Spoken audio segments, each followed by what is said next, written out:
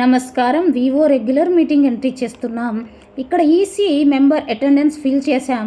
ట్రాన్సాక్షన్స్ని 2 భాగాలుగా విభజించాం. ఇక్కడ వివో రిసిప్ట్స్, ఇక్కడ వివో పేమెంట్స్. ఇక్కడ ముందుగా ఎస్హెచ్జి టు వివో క్లిక్ చేద్దాం. ఎస్హెచ్జి నుండి వివోకి లభించిన రిసిప్ట్స్ ఎంట్రీ చేయాలి. ఇక్కడ cut off balance, cash balance, bank balance కనిపిస్తాయి. ఆర్తి ఎస్హెచ్జి క్లిక్ చేద్దాం.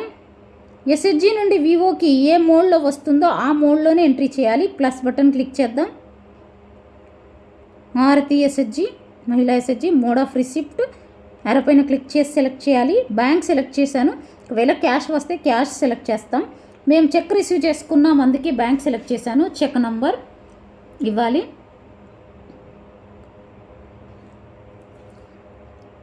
ట్రాన్సాక్షన్ డేట్ ఎప్పుడు ఇవ్వాలి, ఎప్పుడు రిసీవ్ చేసుకున్నామో ఆ డేట్ ఇవ్వాలి. 28/4/2024. ఓకే చేద్దాం.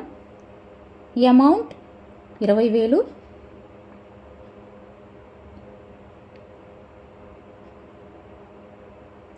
ఇక్కడ బ్యాంక్ సెలెక్ట్ చేయాలి.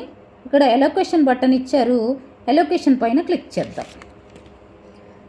రిసీవ్డ్ ఫర్, ఇక్కడ 2 ఆప్షన్స్ ఉన్నాయి. లోన్స్, అదర్స్ ఉన్నాయి. ఇక్కడ ముందుగా లోన్ చూద్దాం. ఏ ఫండ్ నుండి లోన్ వెళ్ళింది? సిఐఎఫ్ నుండి. ఐ బటన్ ఉంటుంది, ఇన్ఫర్మేషన్ ఇస్తుంది.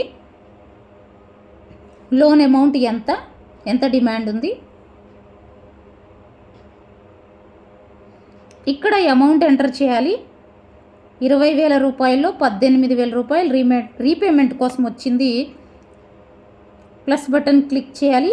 చేయకపోతే ఎంట్రీ యాడ్ అవ్వదు, సబ్మిట్ చేయలేము.